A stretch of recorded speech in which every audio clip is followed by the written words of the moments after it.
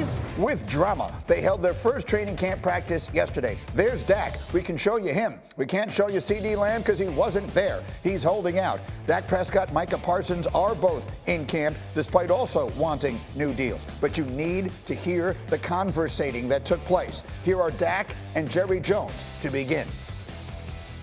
I do not think that this will be his last year with the Cowboys at all.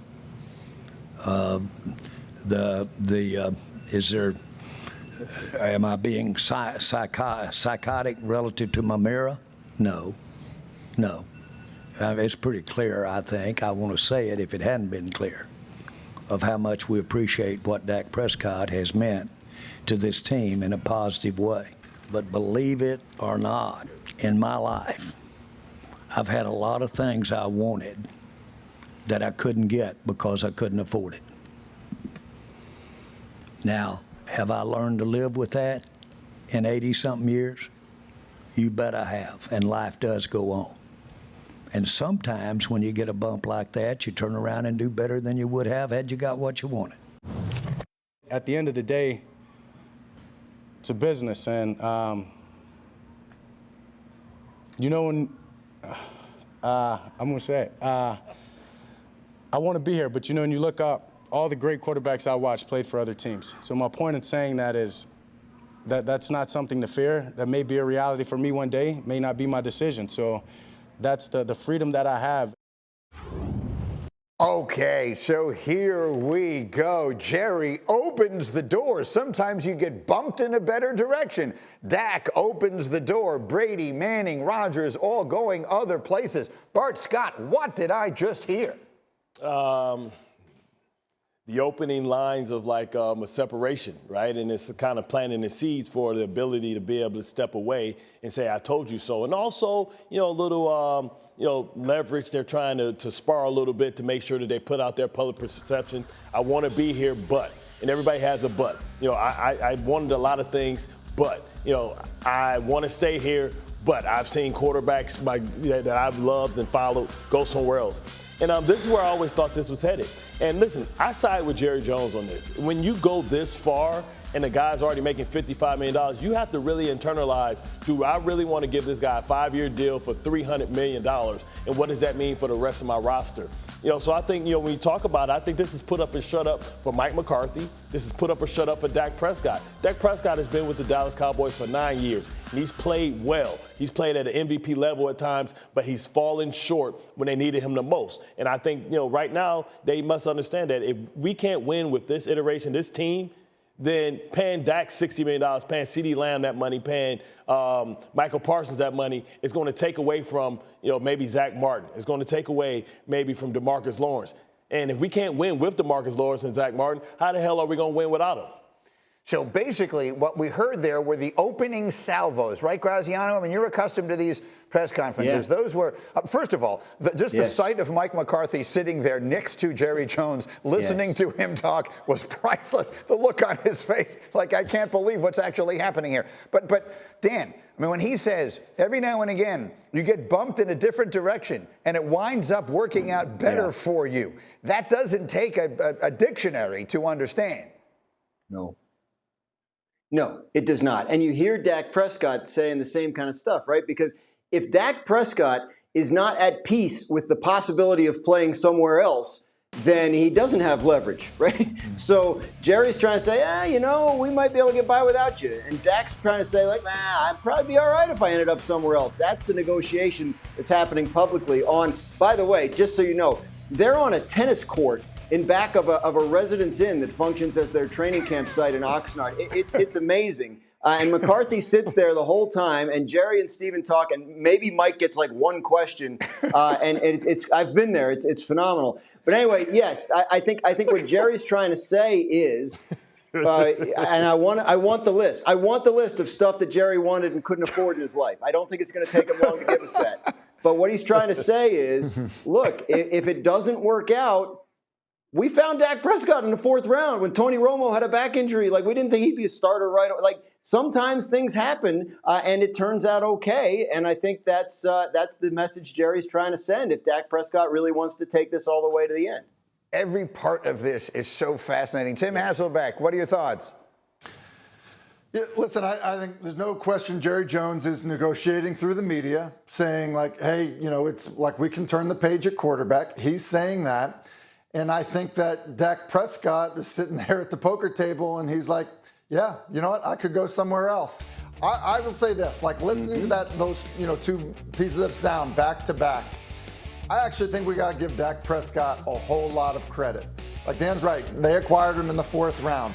And Dallas tried to negotiate with him by basically, trying to hold that over his head because he was cash poor relative to other guys that are playing quarterback in the National Football League.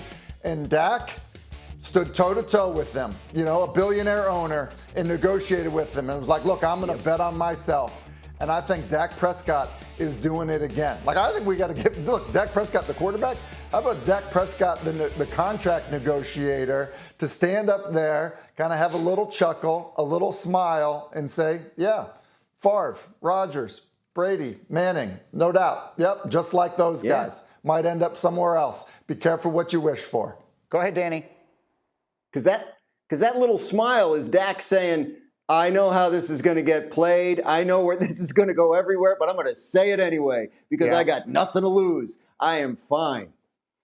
That's exactly right. And if you really think about it, look, if you're a great NFL quarterback, or even very good to great NFL quarterback, there can be other priorities in your life beyond just maximizing every penny you make, right? You want to have good teammates, you want to win games, all that. It's not just about making every cent you can. But if your goal is just to make every cent you can, then Dak is actually writing the manual of how to go about doing it. Negotiated that brilliantly in his last contract so that he can have this opportunity.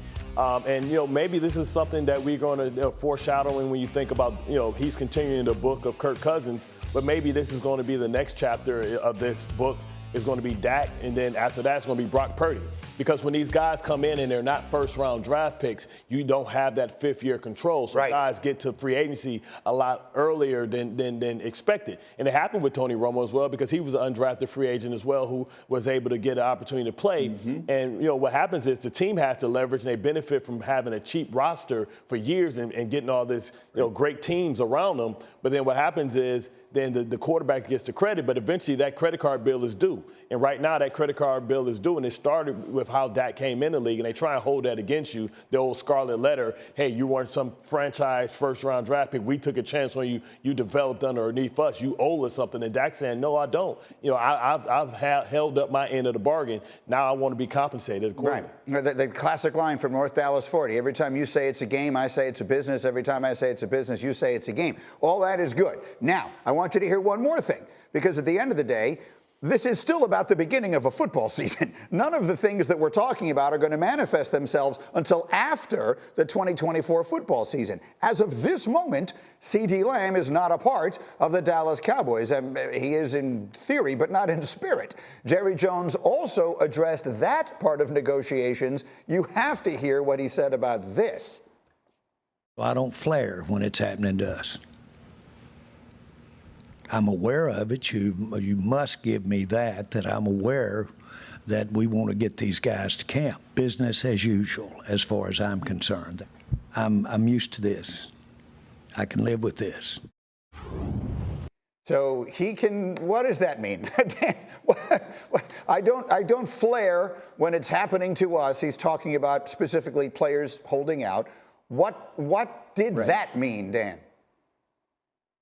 So he's still negotiating, right? Like CeeDee Lamb, okay, you want to be the highest paid receiver, but we probably can't put that deal together and also get Dak Prescott signed and then down the road Micah Parsons. So the thing that they have some leverage over CeeDee Lamb, right? They can't franchise Dak Prescott next year according to his contract. That means they have the franchise tag available for someone, and that someone could well be CeeDee Lamb. So their position on CeeDee is while they're negotiating, if it gets to a point where they're not comfortable going, then okay, well, come in and play out the year, and then we have the ability to franchise you next spring if we need to do that to keep you. So that's what this negotiation is. He's saying we've been through this before. He's right. We've seen it with Ezekiel Elliott a few years ago. Saw it with Zach Martin just last year. Oftentimes, those players end up getting what they want in the contract from Jerry Jones, and maybe that'll be the same with CeeDee Lamb. But as of now, the Cowboys' position is, hey,